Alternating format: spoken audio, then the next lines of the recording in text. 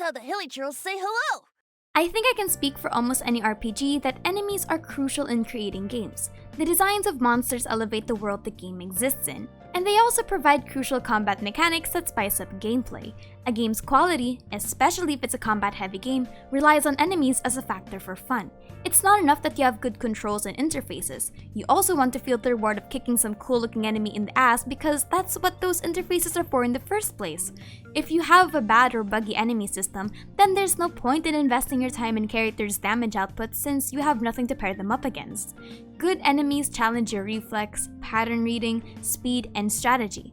You can't replicate that in something like lore or story. So today, I'm going to be analyzing the monster designs of Genshin Impact, and I'll be breaking down my personal critique of how good Genshin's enemy system is. As a disclaimer, I will be using my personal interpretations of design elements based on multiple sources.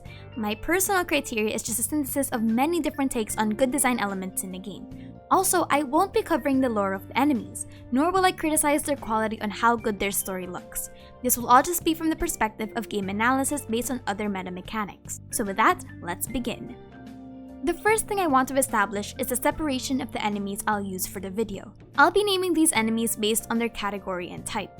The type is simply their classification, so this includes automations, slimes, dragons, riftwolves, and many more. The categories are 3 clusters I'll put each type in. First is the monstrosities. These are the types that include anything in the game that don't follow the usual bipedal autonomy you humans have. They have more inhumane structures like wings, 4 legs, mechanization, Minecraft squares, and everything in between. Just by looking at them, you can tell that they're a different creature altogether. Genshin's monstrosity types include enemies like the Valen, Andreas, Ashtaha, the Spectre, Slimes, Whopper Flowers, the Riftwolves, and the Ruin Machines. Second are the humanoids. These are enemies that, in a sense, look and resemble a human being's outside autonomy. It'll be difficult to distinguish them from other humans. Enemies like the Fatui, Treasure Hoarders, the Samurai in Inazuma, and the Raiden Shogun puppet's first form, and the Magukenki are under this category. The third category is augmented humanoid. These are enemies that will be defined by their humanoid physique, namely standing on 2 legs with 2 arms and vaguely have the outline of a human, but also have monsters or inhuman design elements that distinguish them. If you ever played D&D, these will have the same vibes as warforges, tieflings, and orcs. These enemies include Tartalia's freakishly huge Abyssal 3rd form, La Signora's Crimson Witch of Ember's 2nd form, Raiden Puppet's 2nd form, Hilly Churls, the Abyss, and the Black Knights in the Chasm. So now that we have the classification out of the way, it's time to lay down what criteria I'll use to judge the game's analysis. Based on a lot of RPGs, boiling down what makes an enemy system good is borderline impossible. Not all enemy systems are built the same, and some shouldn't even be considered under the same criteria as others. In Genshin though, we can establish a criteria based on the fact that it's an anime aesthetic, fantastical, and semi-technological game. From those limitations, we can derive the criteria. First is the individualized category. These are criteria that should be based on the individual characteristics of the monsters. These include aspects like visual designs and mechanics. Visual design is the overall look and aesthetic. This includes how the design generally appears visually, or how loyal it is to the general aesthetic and visual atmosphere of the game. For example, a hyper-realistic monster has to still follow the same limitations in the game despite its cool aesthetic. You can't just throw in an anime character in a game with semi-realism as its core aesthetic. The visual design also includes its moveset. Does it complement it? Does the design flow well with how the enemy actually works in the game? The quality of the visual design also has to convey distinct elements in its lore or its personality.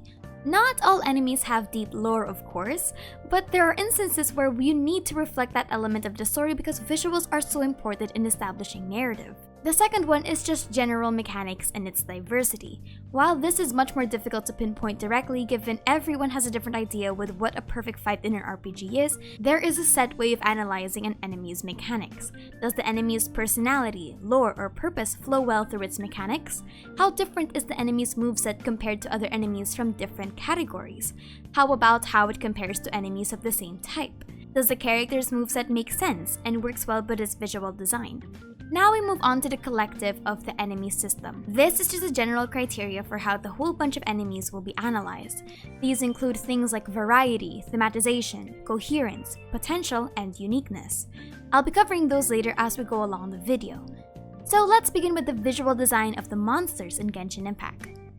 What I find absolutely fascinating about the monsters of Genshin is how detailed they really are. Sometimes, when you go into an RPG, monsters can feel repetitive because of their visuals. Skeletons, spiders, ghosts, imps. Those are just examples of really generic monster types that you are bound to find in any standard RPG. But contrast that with Genshin's roster of enemies and you get a different story. Genshin's enemies are just so eye-catching visually. The colors of the elements are so bright, distinguishable, and unique that they really help how the enemies are created. They all have the same level of colorfulness as the playable characters, some even more so. Genshin's visual elements never fail to impress, and they all follow the important rule of silhouettes. The rule of silhouettes in character design basically says that if you blacken out a character, they're still distinguishable based on their silhouette. Furthermore, the amount of details in the enemy design really shows Genshin's peak character conceptualization. The little details that are consistent within their personality and background are observed. One of the reasons I wanted to make this video was because of the amount of attention put into the details of the monstrosities. Humanoid and augmented humanoid characters get more leeway for their visual designs because they have the logic of clothes. Clothes are easy to stylize, but things like wings, scales, tails, patterns aren't, for the sole reason they need to be more creative with how they display the visual elements. If you boil down the fundamentals of the monstrosity class, they're just dragon, wolf, more wolves, robot, and a fucking cube. If you're going to look at me in the eye and tell me that Genshin Impact somehow made a Rubik's Cube into an enemy, and not only that, into a visually appealing enemy with so many intricate details that's separated from other Rubik's Cubes in the games, then I would just say Genshin's doing an amazing job. I don't think anyone can really question the visual aspects of the enemies of Genshin Impact. Their designs bring a whole level to world building that is unparalleled by anything else in the game. Also, the little animations they have when idle bring the world to life. The 2E agents lounge around and stretch when they're not out to kill people. Hilly trolls are asleep or dancing before we blindly kill them all. And even the boss monsters are actively existing despite us not doing anything. It's those little attention to detail that really cement Genshin's enemies in the world of Teyvat. Now, the next one I'll be critiquing is the gameplay elements. The reflection of the gameplay in their overall design is something more difficult. I can't particularly say that I enjoy fighting a Hydro Mage or a Cryohypostasis because I dislike the mechanics of the fight. But this isn't about my individual opinion on the difficulty or tediousness. Instead, I want to reflect on how the gameplay enhances the enemy's design based on their coherence. I will say this, the gameplay mechanics of Genshin Impact's enemies do justice to what Genshin is supposed to be. A quick fighting game with high-paced combat systems and constant actions. Yes, there are moments of a damage phase where the enemy doesn't really do anything, but they all have designs and small quips in their mechanics that spice up a player's gameplay. For example, you would think a shield in a character should be first on a life bar, something like the Abyss Mage. But when you fight the Abyss Herald or Lector, it's a different story. The shield becomes a second life bar instead. Not all enemies have a really big whale, or not all enemies have prisms, or not all enemies require you to glide. The mechanics of their fight are very diverse and thematic to their element and style that fighting each enemy type requires you to at least memorize or familiarize yourself with what they can or can't do. While Genshin's gameplay is a basic hack and slash, the enemies all still feel somewhat different. Good enemy design doesn't make you feel like you're killing nameless NPC number 402, but instead make you remember their enemy type, their names. Hilly churls, Sama churls, Lava churls. Just the fact that a lot of people think that the Electro Season Mage is hot is enough to show you how great the design of Genshin Impact is. If you have a bunch of enemies that only keep hitting you with a melee weapon and then some are just shooting arrows, and you repeat that over and over again through all the enemy types, you're going to have a problem with justifying enemy diversity. Luckily, Genshin's monsters don't do that, and they even follow the same elemental rules as the playable characters, which make it all the more interesting to fight them. Now for the enemies as a whole system. I'll consider what I said before and use that to support my points here. First is the variety. This is the diversity of the game's enemies against each other, but also the diversity within the subtypes of the enemies. I will say this, Genshin's monsters are very diverse, and I was actually pretty shocked at how diverse it initially was. It's not every day that you have Big Jesus Wolf next to monsters that have technological inspirations. The game of Genshin feels like Final Fantasy X in my opinion, when there's a mix of fantastical magic like dragons and shadow monsters, but also machines like the Ruin Guards. But since I talked about the variety in gameplay mechanics a while ago, I want to discuss the variety within each subgroup. Heck, even just a variety between the same named characters. If you say Abyss Mage, you get the same template.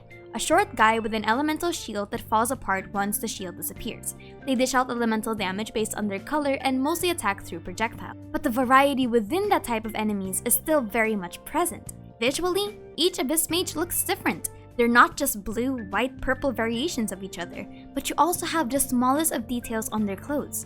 Just to name some of my favorites, Thaumaturals all have different masks and staves. Sisson Mages have different lanterns and patches in their clothes. The Hypostases, again, Rubik's Cubes by the way, don't have the same pattern on the outside. Ashika even told me this one, but the Hilichurls, Samaturals, and the Lawachurls don't have the same number of toes and fingers. I'm genuinely curious who is quality checking all of these. But what I also want to point out is just because they're different doesn't mean they're thematic. So next is thematization. Do the backgrounds and lores of the world support the diversity in designs of the characters? Do they follow the main themes of the story as they're supposed to? Thematization is important because you don't want an enemy to feel out of place in the grand scheme of the world. Sure, you have a lot of enemies that are different, but if they don't make sense in the grand scheme of things, then you're just wasting your time. If you can't justify a character's design, or if you can't pattern the design in a world that makes sense, you shouldn't have that design in the first place. A lot of Genshin's enemies have several elements derived from real-life cultures and mythologies, but they reinterpret it to fit the rules of Genshin's story.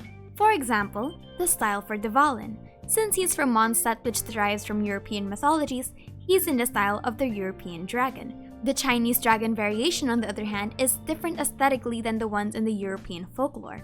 Each subcategory of enemies need to feel consistent with not only each other, but the world around them. Let's start with the Abyss. When you compare the Abyss Lectors, Abyss Heralds, and Abyss Mages, what do you see in common? Well, they have the long billowing sleeves, and cloth going off their bodies, and they have a very distinct lack of facial features. Their anatomy resembles a human, which fit well with the theme of the Abyss Order being originally humans from Conria. The Fatui Skirmishers and Sisson Mages, for example, share a very militaristic yet stylistic approach to their clothes. The fur distinguishes them from the other enemy types, but we also see that they have masks and a patch of white in their uniform. It's those small design choices in Genshin that categorize these characters so they're coherent. So, following that, the next category I want to discuss is coherence.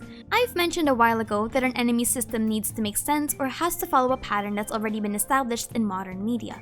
For example, a story set in Hell has to at least give the notion of demons. You can't just suddenly have human thieves or robots in Hell without properly addressing it in the story. You also can't have futuristic robots set in the medieval ages unless the story specifically demands it.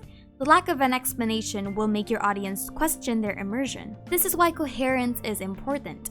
Are the existences of all of these enemies justified in the grand scheme of the game's lore? For Genshin, in a way, it does. Besides the lore explaining every monster and every enemy in the game, Genshin's world isn't inherently fantastical, or at least set in the medieval ages. We do see that nations are slowly opening themselves to technological advancements. Fontaine and Snezhaya's more modern aesthetics are a great example of this. And since we are introduced to present nations that have access to technology in some small way, the idea that Conria has robots fits well with Genshin's story. By extension, Ruin Guards, the Fatui Gunners, and other mechanical things get to exist alongside gods and magical creatures because we have established that Genshin's world is one that has incorporated both magic and technology. A very common trope though, but a trope that does need proper building to execute. Now I move on to my favorite part of Genshin's enemy systems: potential and uniqueness. This doesn't really cover the enemy systems themselves, but instead what these enemies do for the game. Genshin's enemy types and systems have amazing potential because of their innate diversity and the system that Genshin has already created for themselves. Genshin's world is filled with real-life inspirations that the future variety of monsters are almost impossible to predict. The world that they've set up now caters extremely well to the formation of new enemies to fight. Next is the uniqueness. Genshin's monster aesthetics and story are closely connected to Genshin's identity. It's that feeling of not having generically designed or categorized monsters that really differentiate Genshin's enemy types. It's not every day you see whatever an Abyss Mage is supposed to be, or even copy the style of a Hilichurl and a Thaumaturl. The enemies in Genshin are so well integrated in the aesthetic of the game, and some are so unique in their design that it's impossible to misinterpret them as being from another game. Now, why did I make this video? I guess I made this video because Genshin's world building and lore also caters itself wholly to the enemies we fight on a daily basis. We don't usually bother thinking about it because they're just fodder for our experience, but it's a testimony to how good enemies can really make a game even greater. With the growth of Genshin, I really wanted to just appreciate the quality of this game's designs and visuals, and it would be such a shame to simply write them all off. Anyway, my name is Aster, and thank you for chilling with me.